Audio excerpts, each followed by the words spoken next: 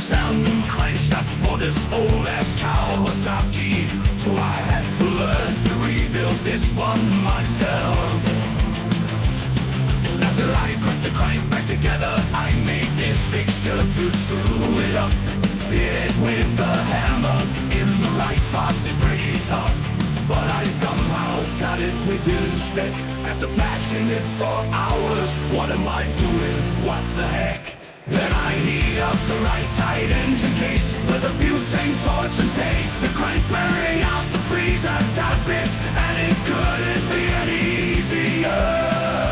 Now I just smear some sticky red lube in there to make sure she's nice and slippery.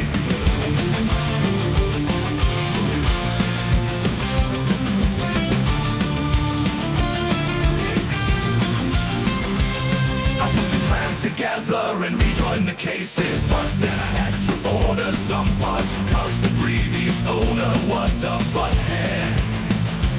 So while I wait, I did something else, replacing these nasty crusty head studs with brand new fresh ones was kind of pain in the ass. Also the crayon trick doesn't even work.